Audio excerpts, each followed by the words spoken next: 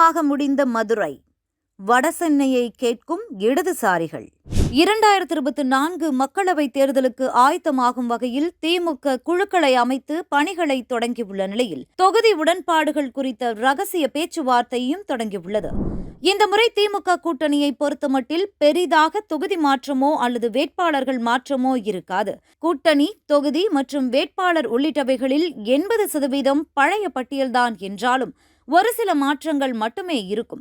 இன்று மக்கள் நீதி மய்யம் செயற்குழு கூட்டம் நடைபெற்ற சூழலில் கோவை மற்றும் தென் சென்னை என 2 தொகுதிகளை கேட்க முடிவு செய்யப்பட்டுள்ளதாக தகவல் வெளியாகியுள்ளது. 2019 நாடாளுமன்ற தேர்தலில் மக்கள் நீதி மய்யம் சார்பில் மகேந்திரன் தனித்து நின்று 11% வாக்குகளை பெற்றார். மேலும் 2021 சட்டமன்ற தேர்தலில் கோவை தெற்கு தொகுதியில் கமல்ஹாசன் 2ஆம் இடத்தை பிடித்தார். இந்த நிலையில் புதிதாக திமுக கூட்டணிக்கு வந்துள்ள மக்கள் நீதி மய்யம் கட்சி தலைவர் கமல்ஹாசன் கோயமுத்தூர் தொகுதியில் நிற்பார் என்றே எதிர்பார்க்கப்படுகிறது.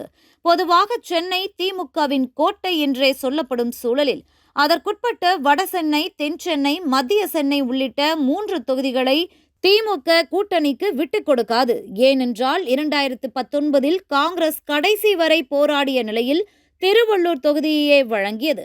அதுபோக தென் சென்னையை பொறுத்தமட்டில் அமைச்சரவையில் முக்கியமான இடத்தில் அங்கம் வகிக்கும் தங்கம் தென்னரசுவின் சகோதரி தமிழச்சி தங்கபாண்டியன் தான் தற்போதைய எம்பி.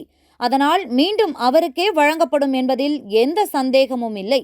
மேலும் மக்கள் நீதி மய்யத்திற்கு ஒரு சீட்டே வழங்கப்படும் என்று திமுக மேல்மட்ட வட்டாரங்களில் பேச்சு அடிபடுகிறது. மார்க்சிஸ்ட் கம்யூனிஸ்ட் கட்சியை பொறுத்தவரை எப்போதும் போல 2 மக்களவை தொகுதிகள்தான். தற்போது எம்பியாக இருக்கும் சு. வெங்கடேசனை அக்கட்சி மீண்டும் மதுரையில் களமிறக்குகிறது. பி. ராமமூர்த்தி, ஜானகி அம்மாள் காலம் தொட்டு எந்த கூட்டணியில் இருந்தாலும் மார்க்சிஸ்ட் மதுரையை கேட்டு பெறுவது வாடிக்கையான ஒன்று. 2 முறை அக்கட்சி சார்பில் பி. மோகன் எம்பியாக இருந்த நிலையில் 2019 சு. வெங்கடேசன் எம்பியாக வெற்றி பெற்றார். தென் மாவட்டங்களில் திருச்சி, மதுரை, சிவகங்கை, ராமநாதபுரம், விருதுநகர் உள்ளிட்ட தொகுதிகளை தொடர்ச்சியாக கூட்டணிக்கே ஒதுக்கப்பட்ட நிலையில் சில நாட்களுக்கு முன்பு அமைச்சர் மூர்த்தி மற்றும் மதுரை மாவட்ட செயலாளர்களான மணிமாறன், கோ. தளபதி தலைமையில் நடைபெற்ற அலுவல் கூட்டத்தில் இம்முறை திமுக வேட்பாளர்களை நிறுத்த வேண்டுமென்று தீர்மானங்கள் எல்லாம் நிறைவேற்றப்பட்டது.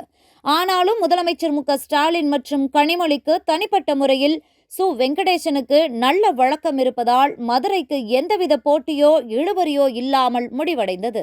கோயமுத்தூர் மக்கள் நீதி மய்யத்திற்கு ஒதுக்கப்படுவது ஓரளவிற்கு உறுதியான நிலையில் தற்போது கோவை தொகுதிக்கு பதில் மார்க்சிஸ்ட் கட்சி வடசென்னையை கேட்க உள்ளதாக தெரிகிறது. ஆற்காடு வீராசாமி மகனும் தற்போதைய வடசென்னை எம்பியாக உள்ள டாக்டர் கலாநிதியின் செயல்பாடுகள் திமுக மேல்மட்டத்தில் திருப்தி அளிக்கவில்லை என்ற பேச்சும் அடிபடுகிறது. வடசென்னையை வழங்காத பட்சத்தில் திண்டுக்கல்லை மார்க்சிஸ்டுக்கு ஒதுக்கப்படலாம் என்றும் தெரிகிறது. அந்த வகையில் ஓரளவிற்கு மார்க்சிஸ்ட் கம்யூனிஸ்ட் கட்சியுடனான கூட்டணி பேச்சுவார்த்தை முடிந்ததாகவே பார்க்கப்படுகிறது.